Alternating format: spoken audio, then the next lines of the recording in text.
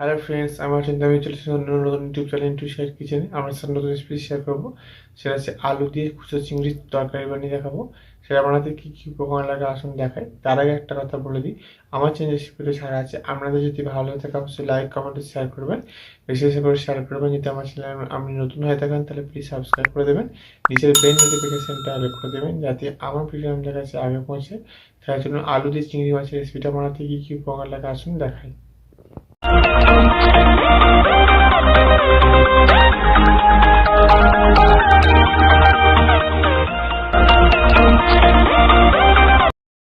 চলুন তাহলে আলু পেঁয়াজ দিয়ে চিংড়ি মাছের তরকারি বানাতে কী কী উপকরণ লাগে আসুন দেখাই। তার আগে একটা কথা বলে দিই, ভিডিওটা প্রথম থেকে সেসব দেওয়ার অনুরোধ রইল।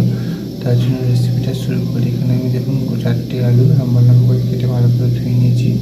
তার জন্য রেসিপিটা শুরু করি। গ্যাসটা যদি কড়াটা বসে দিয়েছি, গরম মাছে তেল দিয়ে দেবো। তেলটা গরম মাছে চিংড়ি মাছগুলো দিয়ে দেবো।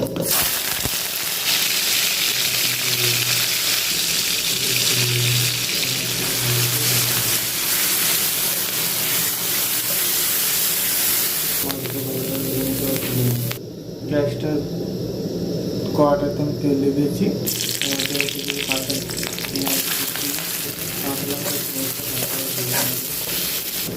দেবো আদা বাটা, আদাটা সেটা দিয়ে টমেটো পিসটা দিয়ে দেবো, আলুটা দিয়ে দেবো, লবণ দিয়ে দেবো, আলুগুলো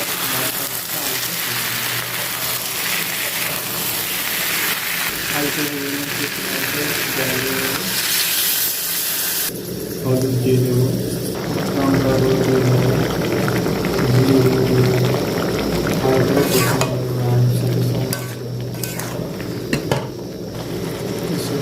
চিংড়ি মাছগুলো ভালো করে আলুর সাথে চিংড়ি মাছটা তৈরি করতে জল দিয়ে দিয়েছি। এবার আলুটা ভালো করে সেদ্ধ করে আমি জলটা নিয়ে দেবো। মরে গেছে, হালকা সেদ্ধ নিয়ে ভিনেগারটা কিছুটা দিয়ে দেবো। নামিয়ে দেবো। আলু দিয়ে চিংড়ি মাছের রেসিপিটা নামিয়ে দেবো।